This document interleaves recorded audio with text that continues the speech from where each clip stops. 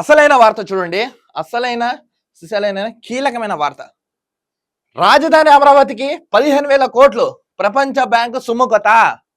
ఇప్పుడు ఆంధ్ర రాష్ట్రంలో ఏవైతే ఉందో ఇప్పుడు రాజధాని నిర్మాణానికి నిధులు కావాలి. సో ఆల్రెడీ రాజధాని నిర్మాణానికి కేంద్ర ప్రభుత్వం ఇప్పటికే 15,000 కోట్లు ప్రకటించింది.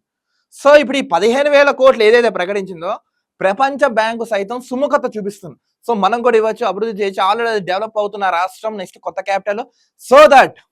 సో దట్ మనకి బెనిఫిట్ ఉంటుందని ప్రపంచ బ్యాంక్ కూడా సుముఖత అయితే చూపడం జరిగింది. రుణం ఇచ్చేందుకు అంగీకరిస్తూ కేంద్ర ప్రభుత్వానికి లేఖ రాసింది. మేము రుణం ఇవ్వడానికి సిద్ధంగా ఉన్నాం.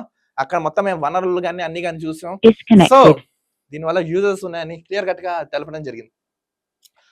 నవంబర్ 15 నాటికి ప్రక్రియ కొలిక్కి ఆ వెంటనే అడ్వాన్స్ గా సిఆర్డిఏకి 37,50 కోట్లు. సో నవంబర్ 15 నాటికి ప్రక్రియ కొలిక్కి అయితే రాబోతుందో. నెక్స్ట్ ఆ వెంటనే అడ్వాన్స్ గా సిఆర్డిఏకి 37,50 కోట్లు అయితే ఇవ్వబోతున్నా అడ్వాన్స్ గా. సో మొత్తానికి ఏంటంటే ఇప్పుడు కొంచెం క్లియర్ కట్ గా చెప్తున్నానండి. ఈ వీడియోలో కొంచెం డెప్త్ గా చెప్తాం, మాట్లాడుకుందాం.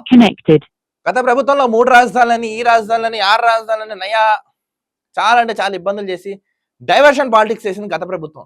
కానీ ఎక్కడ వేసిన గొంగడి అక్కడ ఉంది. ఎక్కడ మనం అనుకున్నంత రిజల్ట్ అయితే అక్కడ కనపడలేదు. సో ఇప్పుడు ఏంటి, ఒకే రాజధాని.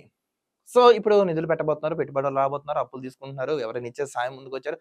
మన దీంతో పాటు ఏంటంటే మన వరదలకి ఏదైతే డ్యామేజ్ జరిగిందో చాలా మంది చాలా వాళ్ళ సాయాన్ని ప్రకటించారు. ఇప్పుడు ఏపీ డెవలపింగ్ అయ్యే స్టేట్. సో ఈ డెవలపింగ్ అయ్యే స్టేట్ క్రమంలో రాష్ట్రాన్ని కొన్ని వనరులు కావాలి, కొన్ని పెట్టుబడులు కానీ, సాయం కానీ. సో ఇప్పుడు అన్ని ప్రభుత్వం హయాంలో వస్తున్నాయి. ఈ కూటమి ప్రభుత్వానికి కూడా నేను చెప్పేది ఏంటంటే ఇప్పుడు ఏవైతే మీకు బెనిఫిట్స్ రూపంలో ఏవైతే వస్తున్నాయో వాటిని తూచా తప్పకుండా అమలు చేయండి. ఫస్ట్ ఆఫ్ ఆల్ ఇంత సాయం చేస్తున్నందుకు ఒక డెవలప్మెంట్ చేసుకు అడుగులేయండి. నెక్స్ట్ ఎక్కడ ఇబ్బందులు లేకుండా కొన్ని విధి విధానాలు రూపొందించండి. అలాగే ఎక్కడైనా సరే, ఏదైనా సరే, ఎప్పుడైనా సరే ఒక ప్లానింగ్ వెళ్ళండి. దీన్ని మిస్యూజ్ మాత్రం చేయకండి, అవినీతి చేయకండి. ఇప్పుడు ప్రపంచ బ్యాంక్ సైతం సుముఖత చూపిస్తుందంటే ఆంధ్ర రాష్ట్రానికి బాగా నమ్మకంతో వస్తుంది కాబట్టి దీన్ని నమ్మకాన్ని ఒమ్ము చేయకండి. పెట్టుబడులు పెట్టించండి, సంపద సృష్టించండి.